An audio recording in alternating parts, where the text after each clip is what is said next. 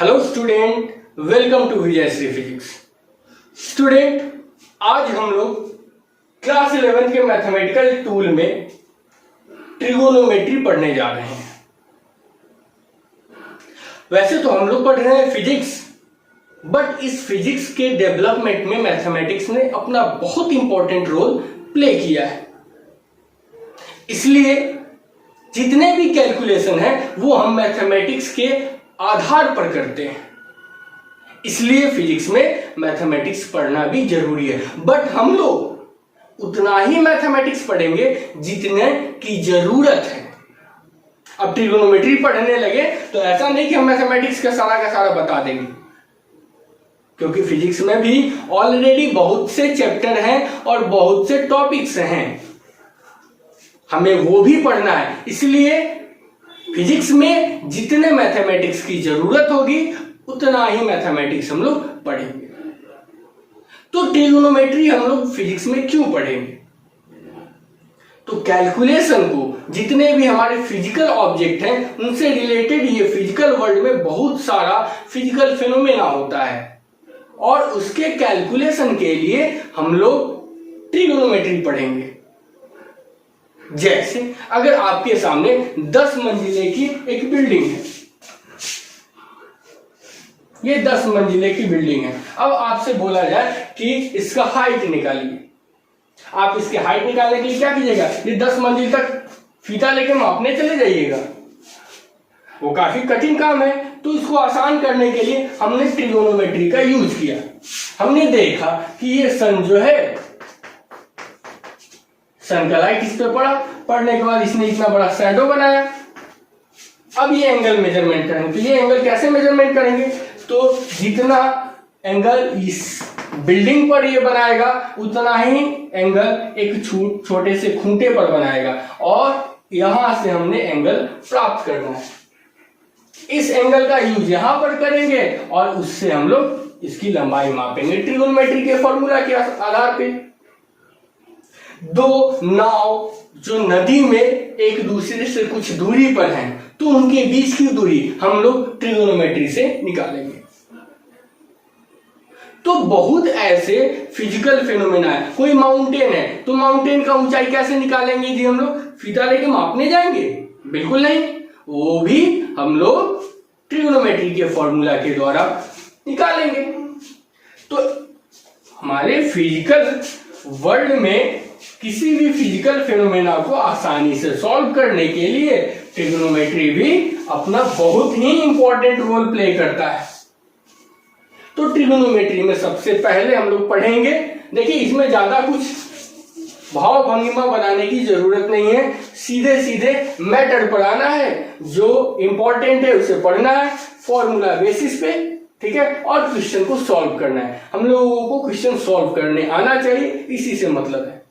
तो सबसे पहले हम लोग देखेंगे कि किसी सर्कुलर पाथ के द्वारा, ये एक सर्कुलर पाथ है, इसके द्वारा सेंटर पर जो एंगल बनाया जा रहा है ना, उसका वैल्यू हम लोग कैसे निकालेंगे। तो सबसे पहले कि ये जो एंगल है सेंटर पर बनाया जा रहा है, इसको हम लोग रेडियन में मापते हैं।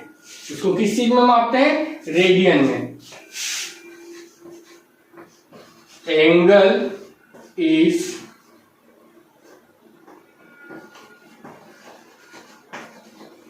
measured in, अब क्वेश्चन उठता है सर हम तो डिग्री में मापते हैं, ये रेडियन क्या है?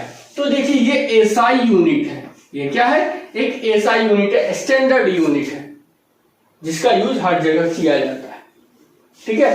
क्यों? क्योंकि ये रेशियो को डिफाइन करता है, ये डिफाइन करता है रेशियो को।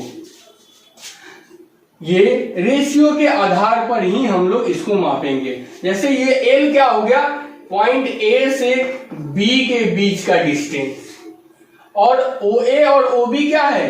रेडियस है। ओ ए और ओ बी जो है हमारा वो रेडियस है, जो कि सेम होगा, क्योंकि किसी सर्कुलर पाथ पर रेडियस जो होता है उसका सेम होता है। तो थीटा रेडियन का वैल्यू हम लोग निकालेंगे, तो इट इज इक्वल टू होता है L by R. Theta radian is equal to L by R. जैसे क्वेश्चन हम लोग देखते हैं कि यदि कोई आदमी जो है, ये फील्ड है, ये एक आदमी जो है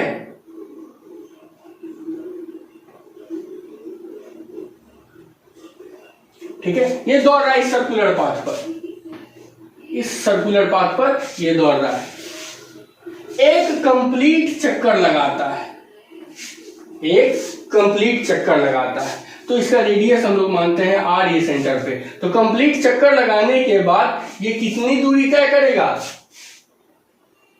वो हो जाएगा l बराबर 2 पाई r। इसका रेडियस कितना है r, तो रेडियस बराबर r, ये l क्या है, लेंथ ऑफ आर्क है, चाप की लंबाई। अब हमसे पूछा जाएगा कि सेंटर पर इस आदमी ने दौड़ते हुए कितना कोण बनाया, तो वो है थीटा रेडियन। थीटा रेडियन का फॉर्मूला हमने क्या देखा, L by R, L by R. L का वैल्यू है 2 पाई आर बट्टा आर, आर से आर कैंसिल, मतलब 2 पाई रेडियन कोण बनाया। किसी वृत्ताकार पथ का कंप्लीट चक्कर लगाने के बाद, सर्कुलर पाथ का कंप्लीट चक्कर लगाने के बाद हम लोग कितना एंगल बनाते हैं सेंटर पे, 2 पाई। अब इसको हम लोग एंगल को डिग्री में बदलते हैं, तो देखते हैं रेडियन को कैसे हम लोग डिग्री में कन्वर्ट करते हैं। ओके, यहां पर देखिए कि इसने एक चक्कर लगाया, एक चक्कर लगाने में रेडियन के पॉइंट ऑफ व्यू से देखें तो इसने 2 पाई रेडियन एंगल बनाया सेंटर पर।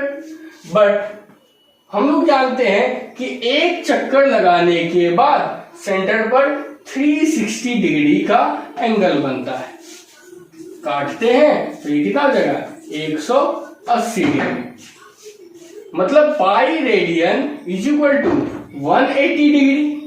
तो एक रेडियन इज इक्वल टू क्या हो जाएगा, 180 डिग्री बाई पाई, या एक ये हो गया, या 1 radian it is equal to क्या हो जाएगा, ये तो 1 रेडियन हो गया ना, 1 degree is equal to 1 degree is equal to, तो 180 को इधर लेके आ गए तो पाई बाई 180 रेडियन, ये वैल्यू हो गया। अब देखते हैं इसी आधार पर कुछ क्वेश्चन, जैसे क्वेश्चन में एक है आपके कि दिया हुआ है theta is equal to 45 degree, इसको कन्वर्ट करना है, कन्वर्ट इनटू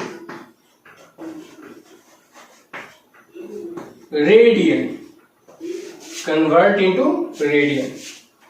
तो देख लीजिए आपके पास, आप जानते हैं कि 1 degree is equal to pi by 180 radian होता है, तो 45 डिग्री इज इक्वल टू क्या हो जाएगा, पाई बाई 180 इंटू 45, काट दिए 4 मरतबे, है ना, तो ये कितना हो जाएगा, 45 डिग्री कितने रेडियन के बराबर हो जाएगा, पाई बाई 4 रेडियन के बराबर हो जाएगा। उसी तरीके से देखते हैं, यदि हमारे क्वेश्चन में दिया हुआ है कि theta radian is equal to 3 pi by 2, 3 pi by 2 radian दिया हुआ है। अब इसको पूछा है कि एंगल में कितना होगा, तो एंगल में बदलने के लिए हम लोग क्या करेंगे, चूंकि 1 रेडियन इज इक्वल टू कितना डिग्री होगा जी, 180 by pi degree, 1 radian is equal to 180 by pi degree, तो इसलिए 3 pi by 2 radian is equal to 180 by pi into 3 pi by 2, pi से पाई कैंसिल और 2 से ये 90, तो 9 या 27, 270 डिग्री हमारा 3 पाई बाई 2 रेडियन का वैल्यू आया। तो कैसे हम लोग डिग्री को रेडियन में कन्वर्ट किए, कैसे रेडियन को डिग्री में कन्वर्ट किए, ये समझ में आ गया है ना। अब जो है हम लोग नेक्स्ट देखते हैं। तो पहले कुछ क्वेश्चन जो है वो आप लोग बना के है ना कमेंट सेक्शन में इसका आंसर दीजिएगा। कन्वर्ट इनटू डिग्री, डिग्री में कन्वर्ट करने के लिए कुछ क्वेश्चन है। 3π/4 रेडियन, π/6 रेडियन, 5π/3 रेडियन है ना, और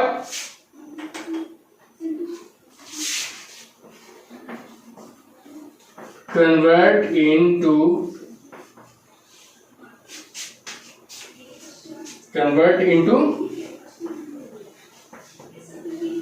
रेडियन। तो इसमें कुछ क्वेश्चन लिख लेते हैं हम लोग। 135 डिग्री, 225 डिग्री, 315 डिग्री, 150 डिग्री, इसको रेडियन में कन्वर्ट कीजिएगा। ओके, तो इसको पहले नोट कीजिए, फिर हम लोग देखते हैं नेक्स्ट टॉपिक। स्टूडेंट, ट्रिगोनोमेट्री में हम लोग सबसे ज्यादा इंपॉर्टेंस राइट एंगल ट्रायंगल को देते हैं। राइट एंगल ट्रायंगल क्या है? जिसका एटलीस्ट वन एंगल जो है वो 90 डिग्री के बराबर हो। 90 degree, angle A B C, ठीक है। और यहां पर देखिए किसी एक एंगल के रेस्पेक्ट में हम लोग सारा का सारा जो है इसका वैल्यू कैलकुलेट करते हैं। जैसे हमने इस एंगल को इंपॉर्टेंस दिया, इसको दिया थीटा। तो याद रखिए इस एंगल के सामने वाला होता है परपेंडिकुलर, इस एंगल के साथ बनाने वाला होता है बेस, और ये होता है हाइपोटेनस। P = क्या हो जाएगा?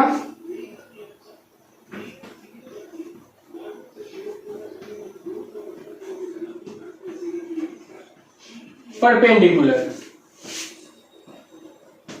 लंब, है ना। आपका B = क्या हो जाएगा? बेस, आधार, ठीक है। और H जो है, H जो होता है लॉन्गेस्ट साइड होता है, हाइपोटेनस।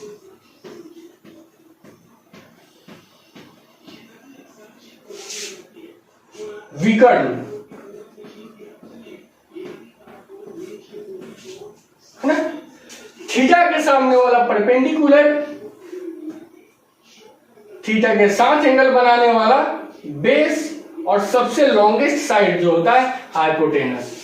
इन तीनों में एक रिलेशन हम लोगों ने पाइथागोरस फॉर्मूला के आधार पर देखा है कि h² = p² प्लस b² होता है। मतलब h = √p² प्लस b² होता है, और इसी के आधार पर हम लोग p, b और h तीनों का वैल्यू कैलकुलेट करते हैं, ठीक है। अब हम लोग बात करेंगे ट्रिगोनोमेट्रिक आइडेंटिटीज की। अगर देखिए यहाँ पे एंगल चेंज कर देते हैं, ये थीटा अगर कर देते हैं तो थीटा के सामने ये वाला क्या हो जाएगा? परपेंडिकुलर, थीटा के साथ वाला बेस, और लॉन्गेस्ट साइड एच जो है हाइपोटेनस हो जाएगा, ठीक है। अब हम लोग बात करते हैं ट्रिगोनोमेट्रिक आइडेंटिटीज की। तो ट्रिगोनोमेट्रिक आइडेंटिटीज बेसिकली यही तीन साइड जो है ना, इन साइड्स का रेशियो होता है।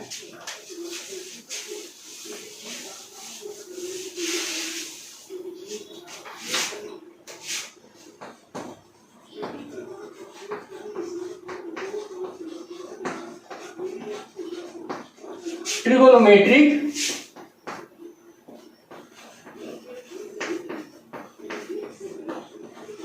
आइडेंटिटीज, है ना। Trigonometric identities are basically ratio of respective sides of triangle, या ratio of sides of triangle, है ना।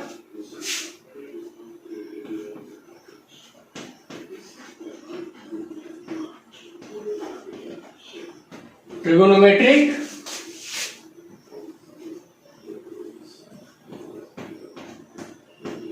identities are the ratio of sides of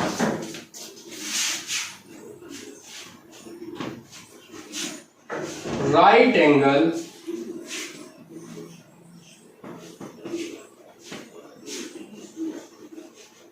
triangle. जैसे हमारे सामने एक ट्रायंगल है,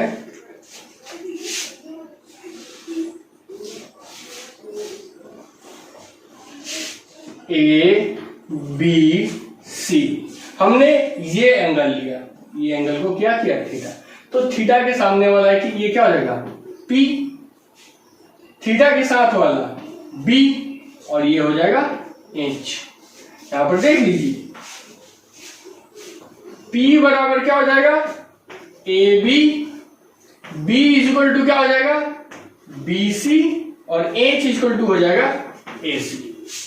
ओके, तो यही तीनों को आपस में मिलाकर हम लोग एक रेशियो क्रिएट करते हैं, रेशियो बनाते हैं और उस रेशियो का एक नाम दे देते हैं। जैसे हमने एक नाम दिया साइन थीटा, और ये साइन थीटा किसका रेशियो होगा, तो इस परपेंडिकुलर और हाइपोटेनस का P बाई एच, मतलब ए बी बटा ए सी। कॉस थीटा, कॉस थीटा तो ये हो जाएगा बी बाई एच, ये क्या हो जाएगा बी सी बाई ए सी। ठीक है, tan theta, tan theta it is equal to हो जाएगा P बाई बी, तो P कितना है जी आपका, P है ए बी बटा B C. Cot theta B by P बराबर बी सी बटा A B. Okay, sec theta, sec theta हो जाएगा एच बाई बी, एच कितना है आपका ए सी बटा बी कितना है बी सी। और cosec theta it is equal to H by P, H कितना है ए सी और पी कितना है ए बी। यहां पर देखिए साइन थीटा कॉसेक थीटा का उल्टा है, तो हम लोग लिख सकते हैं sine theta is equal to 1 by cosec theta. उसी तरीके से देखिए cos theta B by H और sec theta H by B, तो इसको लिख सकते हैं cos theta is equal to 1 by sec theta. tan theta और cot थीटा में देखते हैं, तो tan theta is equal to हो जाएगा tan theta is equal to 1 by cot theta. tan theta को हम ऐसे भी लिख सकते हैं sin theta by cos theta, और cot थीटा क्या हो जाएगा cos theta by sin theta. तो ये हुआ तीनों, ये 3 है, 3 से बना 6 है ना। तो ये ट्रिग्नोमेट्रिक तीनों एंगल, तीनों साइड को मिला के अलग अलग जो ट्रिग्नोमेट्रिक आइडेंटिटीज बनी उनका वैल्यू। अब यहां पर देखिए हम लोग मेजरमेंट करते हैं एंगल का मेजरमेंट। तो एंगल का जो मेजरमेंट करेंगे वो देखेंगे कि किस किस क्वाड्रेंट में, क्वाड्रेंट भी कैसे क्या होगा इसके बारे में भी हम समझते हैं, है ना। तो किस किस क्वाड्रेंट में कौन कौन सा ट्रिग्नोमेट्रिक आइडेंटिटीज पॉजिटिव होता है, कौन नेगेटिव होता है। क्योंकि देखिए यहां पर इन दोनों में से कोई एक नेगेटिव होगा तो ये नेगेटिव होगा, दोनों का दोनों पॉजिटिव होगा तो पॉजिटिव होगा। अगर कोई भी रेशियो में यदि एक पार्ट नेगेटिव होगा तो वो नेगेटिव हो जाएगा, वो पूरा का पूरा आइडेंटिटी नेगेटिव हो जाएगा। पॉजिटिव कब होगा, जब दोनों पॉजिटिव हो या दोनों नेगेटिव हो। तो हम लोग जानते हैं कि H is equal to root under P square plus B square. तो या P नेगेटिव हो या B नेगेटिव हो कोई फर्क नहीं पड़ता, स्क्वायर करेंगे सब पॉजिटिव हो जाएगा, मतलब H जो है हमेशा पॉजिटिव होगा। H क्या हो जाएगा, हमेशा पॉजिटिव होगा, इसमें H पॉजिटिव होगा, H पॉजिटिव होगा। लेकिन निगेटिव कौन होगा, तो P और B। तो P और B के चलते ही ये सारे के सारे निगेटिव या पॉजिटिव होंगे। ओके, तो इसको देखते हैं, पहले इसको नोट कर लीजिए। तो स्टूडेंट अब हम लोग देखते हैं मेजरमेंट ऑफ एंगल। ओके,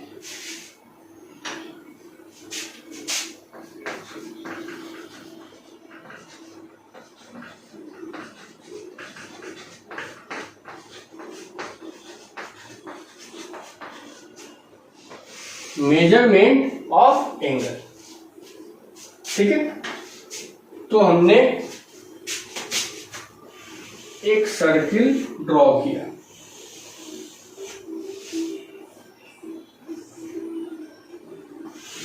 इसका 4 पार्ट कर दिया। ये सेंटर हो गया, यहां से स्टार्ट हुआ ए से, तो ए से बी गया तो 90 डिग्री बनाया, और 90 डिग्री बनाया तो ये हो गया आपका फर्स्ट। 90 डिग्री के पार्ट में हमने पूरे सर्किल को बांट दिया, और एक एक जो है वो एक क्वाड्रेंट हो गया। तो ये पहला वाला यहां से स्टार्ट हो रहा है, इसलिए इससे सबसे पहले ये आया, तो इसको बोले फर्स्ट क्वाड्रेंट। ये हो गया सेकेंड, ये हो गया थर्ड, और ये हो गया फोर्थ। अब इसी से हम लोगों को पता चलेगा कि P पॉजिटिव है या नेगेटिव। देखिए ये एक्स एक्सिस है, यहां पर पॉजिटिव होता है, ये नेगेटिव होता है, ये लाइन है ना, ये लाइन जो है वाई एक्सिस है, तो ये हमेशा पॉजिटिव होता है, और ये वाई डैश एक्सिस है, ये हमेशा क्या होता है, नेगेटिव होता है। मतलब अगर यहां पर ऐसे कोई ट्रायंगल बना तो इसका हाइट ये हुआ, थीटा ये है ना, तो इसका परपेंडिकुलर ये हुआ और बेस ये हुआ। तो देखिए बेस तो एक्स एक्सिस पे है, पॉजिटिव होगा, ये वाई एक्सिस पे है, पॉजिटिव होगा। अगर कोई ऐसे बनाता है सेकेंड क्वाड्रेंट में, तो सेकेंड क्वाड्रेंट में क्या हो जाएगा, ये देख लीजिए थीटा, ये बेस निगेटिव है लेकिन परपेंडिकुलर देखिए अभी भी पॉजिटिव है। अगर यहां पर कोई एंगल बनता है तो यहां पर एंगल बनने के केस में हम लोग देखेंगे कि इसका बेस भी निगेटिव और परपेंडिकुलर भी निगेटिव हो जाता है। लेकिन वही अगर एंगल यहां पर बनता है तो इसका बेस पॉजिटिव होता है लेकिन परपेंडिकुलर निगेटिव, क्योंकि वो वाई डैश एक्सिस पे आता है। ओके, तो इसी आधार पर हम लोग देखेंगे।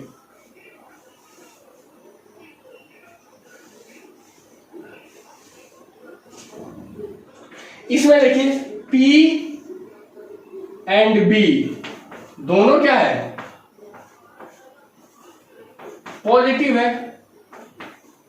इसमें क्या है, बेस पॉजिटिव है, सॉरी बेस नेगेटिव है, लेकिन P पॉजिटिव और B negative.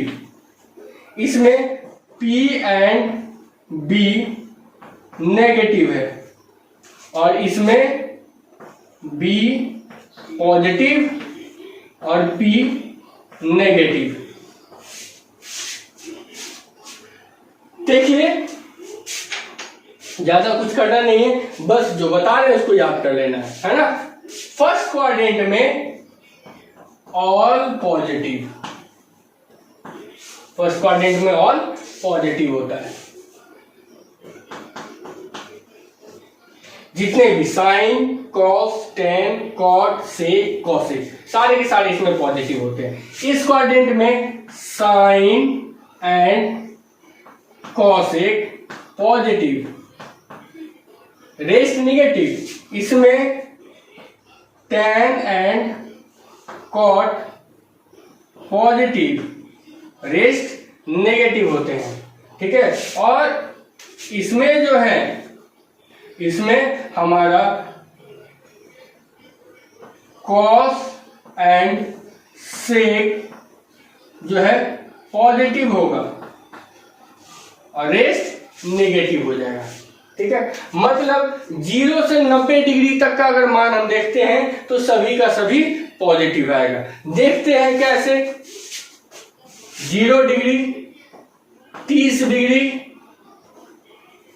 45 degree, 60 degree, 90 degree.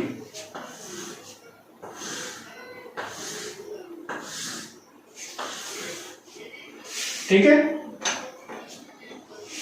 यहां पर हमने साइन थीटा, कॉस थीटा और टैन थीटा, ये 3 का निकाल लेंगे, बाकी सबका क्या कर देंगे, उलट देंगे, आ जाएगा। तो देख लीजिए, साइन 0 का मान होता है 0, 1/2, 1/√2, √3/2 और इसका वैल्यू होता है 1।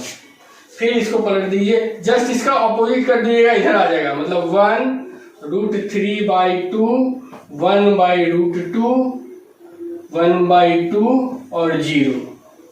tan थीटा क्या होता है, sine theta by cos theta, तो 0/1 0, 2 से 2 कट जाएगा, 1/√3,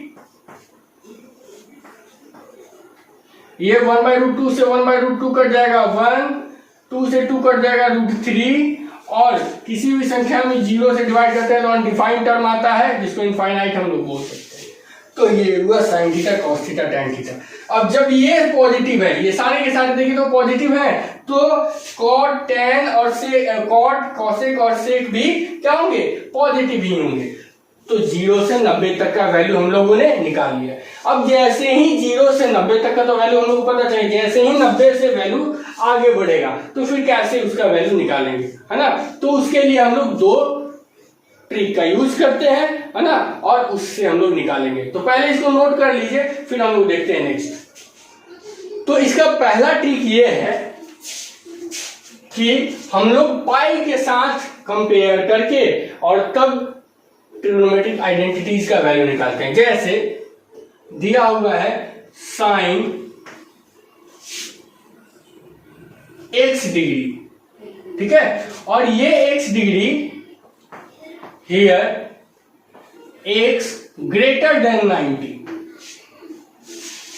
x क्या है, ग्रेटर देन 90। तो इसके लिए वैल्यू क्या है, x को निकालने के लिए अगर मान लेते हैं x ग्रेटर देन 90 है और लेस देन 180 है। पहले हम लोग देख लेते हैं 90 डिग्री है तो 90 डिग्री का केस देख लेते हैं। ओके, तो इसको हम लोग ऐसे कर सकते हैं, sine 90 degree plus theta. X degree को इस तरीके से तोड़ेंगे कि 90 डिग्री प्लस थीटा। तो इस केस में ये जो आइडेंटिटी होता है वो चेंज हो जाता है, वो चेंज होकर क्या हो जाता है, कॉस थीटा। मतलब अगर किसी भी ट्रिगोनोमेट्रिक आइडेंटिटीज के साथ 90 के साथ कंपैरिजन करते हैं, मतलब π/2, 90 को क्या लिखते हैं, π/2 प्लस माइनस थीटा, और nπ/2 plus minus theta, then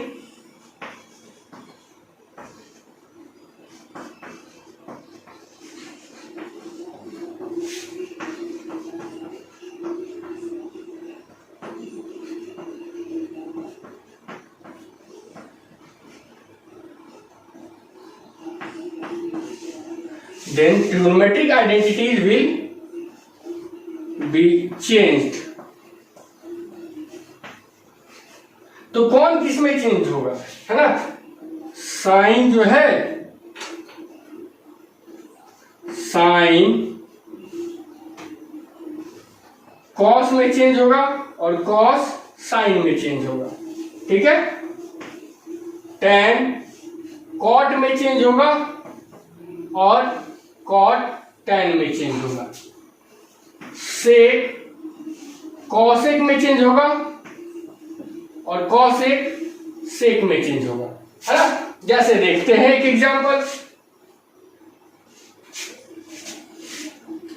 sign 120 degree, यहां पर देखिए प्लस माइनस साथ में रहेगा, ये प्लस माइनस अगर रहता है तो यहाँ पर भी प्लस माइनस, है ना। वो डिपेंड करता है कि किस क्वाड्रेंट में ये वाला क्वांटिटी, पेरेंट क्वांटिटी जो है वो पॉजिटिव है या नेगेटिव है। जैसे साइन 120 डिग्री है, तो साइन 120 डिग्री को हम कैसे तोड़ेंगे कि 120 डिग्री है 90 के टर्म में, तो इसको लिख सकते हैं साइन 90 प्लस 30।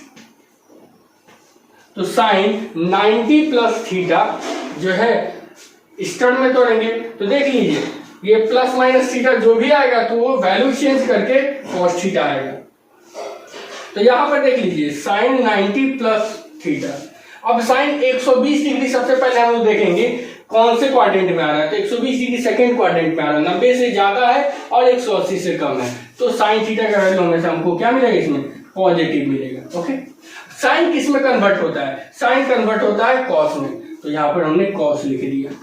तो sine 90 plus theta is equal to cos theta होता है, देख लीजिए, तो कॉस थीटा। अब थीटा के जगह पे क्या है, 30 डिग्री है, तो 30 डिग्री हमने डाल दिया। कॉस 30 का मान हम लोगों ने देखा था कि √3/2 होता है, तो ये साइन 120 डिग्री का मान हो गया। ओके, दूसरा क्वेश्चन देखते हैं इस पे।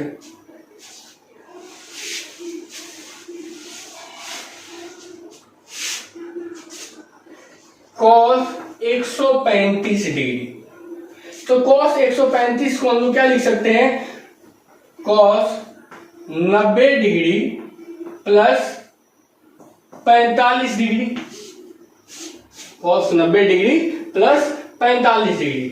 तो कॉस थीटा किस में कन्वर्ट होता है, साइन में, तो यहां पे हमने लिख दिया साइन।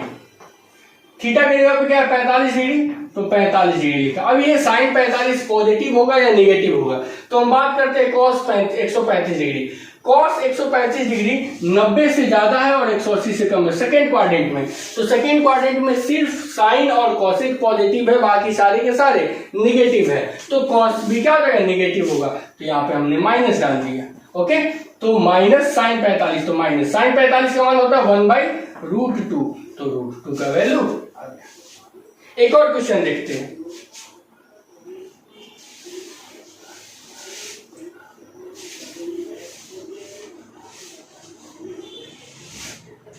क्वेश्चन है कॉट, आप वैल्यू ले लीजिए,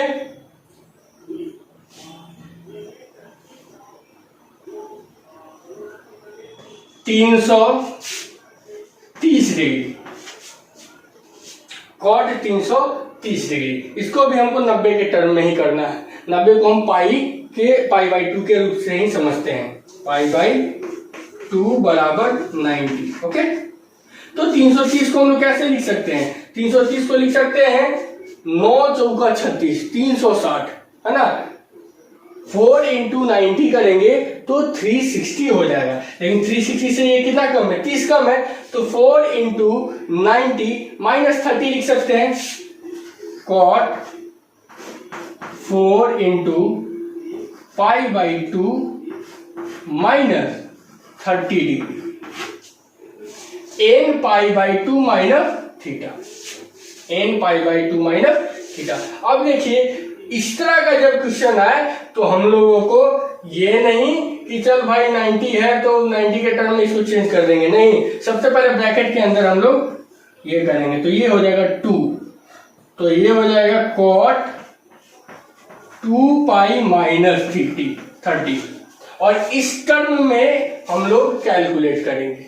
तो जब भी पाई के साथ हो, मतलब 180 के साथ हो, तो जब भी 180 के साथ थीटा का प्लस या माइनस होता है तो ये आइडेंटिटी जो है वो चेंज नहीं करता है। इसको हम नेक्स्ट में पढ़ते हैं। तो यहाँ पर कॉट का कॉट ही रह जाएगा, कॉट, ठीक है, और थीटा के साथ आ जाएगा, तो थीटा कितना है 30 डिग्री। अब देखेंगे कि ये प्लस होगा या माइनस, तो 2 पाई लगी तो 0, 1 पाई, 2 पाई से माइनस 30 डिग्री है, तो इसे माइनस 30 डिग्री करेंगे तो ये आ गया फोर्थ क्वाड्रेंट में। फोर्थ क्वाड्रेंट में सिर्फ कॉस और सेक पॉजिटिव होता है, बाकी सारे के सारे निगेटिव होते हैं, मतलब कॉट भी क्या हो जाएगा, निगेटिव हो जाएगा। तो कॉट निगेटिव है तो इसका वैल्यू क्या होता है, 1/tan थीटा, और tan इसका वैल्यू होता है 1/√3, तो उसका उल्टा क्या हो जाएगा, -√3। ये हो जाएगा आपका आंसर। ओके, अब हम लोग देखते हैं पाई के टर्म के लिए। तो जब किसी ट्रिग्नोमेट्रिक आइडेंटिटीज को, है ना, कोई भी रेशियो जो है, कोई भी ratio into n pi plus minus theta है, तो सेम रेशियो रहेगा और थीटा यहां पर प्लस या माइनस डिपेंड करेगा कि वो किस क्वाड्रेंट में जा रहा है। जैसे साइन 225 डिग्री, तो साइन 225 को हम लोग कैसे लिख सकते हैं, साइन 180 डिग्री प्लस 45 डिग्री, 180 में 45 जोड़ेंगे तो 225 डिग्री हो जाएगा। तो अब देख लीजिए, साइन है तो साइन ही रहेगा क्योंकि रेशियो जो है वो चेंज नहीं कर रहा है। साइन 180 प्लस 45, तो theta plus n pi plus theta, n pi minus theta, theta का थीटा रहेगा, तो थीटा की जगह पे क्या है, 45 डिग्री है। अब प्लस होगा या माइनस होगा ये डिपेंड करता है कि ये किस क्वाड्रेंट में है। तो 180 तो ये हो गया, प्लस 45 मतलब कि इससे आगे बढ़ेगा, तो 45 आगे बढ़ेगा मतलब ये थर्ड क्वाड्रेंट में आ गया। थर्ड क्वाड्रेंट में साइन देखिए तो सिर्फ tan और cot पॉजिटिव होता है, बाकी सारे के सारे निगेटिव, तो साइन भी क्या हो जाएगा, निगेटिव। तो इसका वैल्यू क्या हो जाएगा, माइनस साइन 45, तो माइनस का माइनस रहेगा, साइन 45 का 1/√2। ये आपका आंसर हो जाएगा। एक और क्वेश्चन देखते हैं।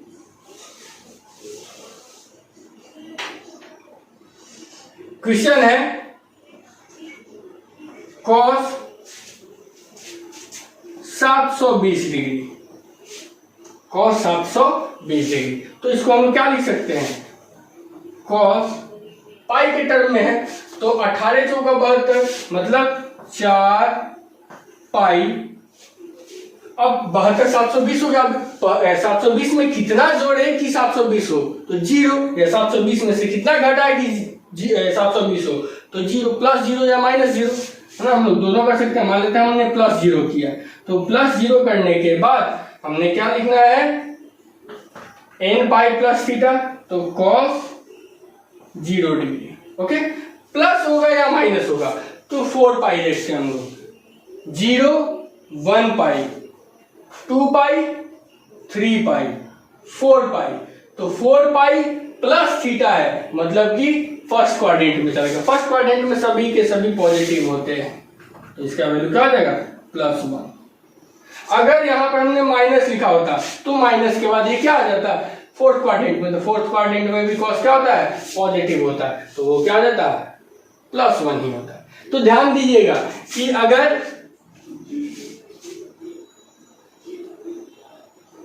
n पाई मतलब कि इवन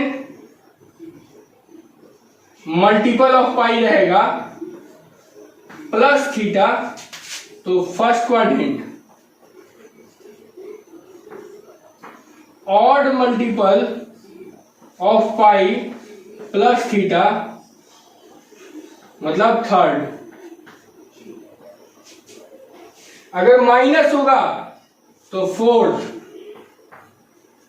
अगर इधर माइनस होगा तो सेकेंड।